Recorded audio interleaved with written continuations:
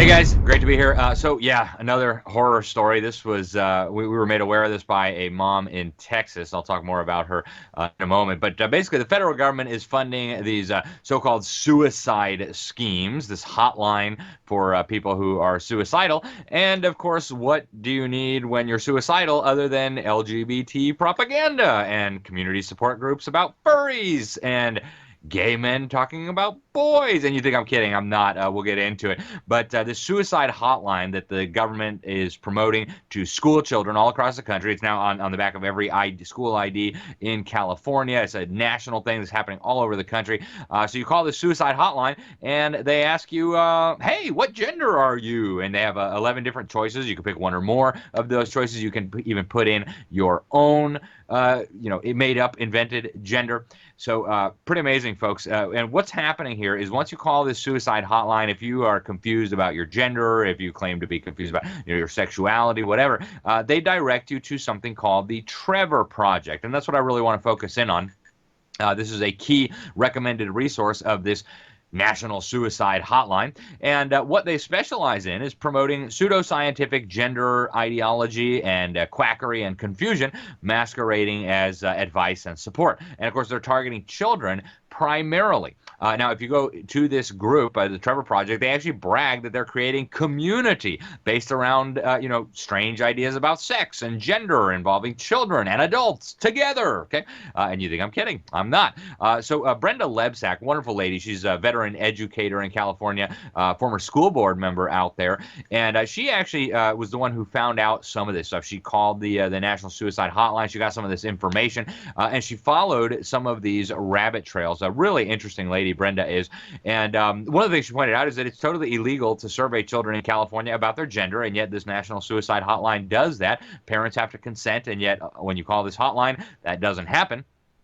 Children of any age are given, again, almost a dozen gender options to choose from when they call in. They can choose more than one. They can make up their own gender. And if they are anything other than, normal, then they get referred to this Trevor Project. Now, this is a radical organization that affirms people's delusions about, especially children, their delusions about gender, while also promoting homosexuality, fornication, confusion, other things. And Lebsack actually got in touch with them and told one of their counselors that she identified as a vampire cat, and they affirmed her identity as a vampire cat. And yes. Seriously. So once you get inside the Trevor space, inside the Trevor Project, then these children are invited to join all kinds of really weird communities that would be deeply disturbing, even, I think, to very progressive parents. You've got weird sexual fetishes. You could join the furries community. These are children who, identify as critters, as cats, dogs, whatever. These are adults who identify as babies, regressors. They've got witchcraft clubs. They've got so much more. They also have a gay men club, and we've got the screenshots. And the tagline is, let's talk about boys. Nothing at all creepy about a gay men club saying, let's talk about boys. Sorry, but there's something real wrong with that. Now, a lot of critics have described this Trevor Project as an organization that is grooming children. Dr. James Lindsay, a leading critic of this sexualization and indoctrination of children, actually refers to it as the Groomer Project, posing as suicide prevention. He warned that something really bad is going on here. Libs of TikTok actually called this group a grooming organization.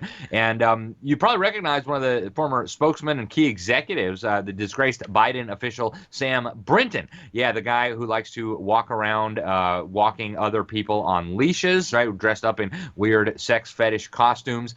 He, of course, was arrested recently on felony charges in Minnesota. In 2019, he was an executive at the Trevor Project, and he actually played a key role in creating the model school district policy on suicide prevention, along with some other woke organizations. And yet still, this national suicide hotline is guiding children to this very bizarre organization that, by the way, brags that it's creating LGBT communities featuring children, young children, all the way up to adults all together. Nothing to see here. And folks, this is not limited to the land of fruits and nuts, California. Katie McCarthy with Protect Our Kids, she sent us a big report on this that she had put together.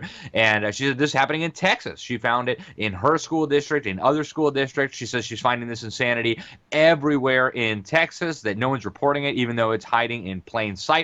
I mean, critical information that's coming out here, folks. And worst of all, you are paying for all this, right? This is coming down to state and local governments and school districts through mountains of federal money, billions of dollars of COVID relief and mental health money that's being pushed onto state and local governments that are then directing your kids into this. Folks, the way to stop suicide is not to continue sexualizing and confusing children. It's to stop brainwashing them with all this propaganda, to stop teaching them godlessness and materialism and pagan values.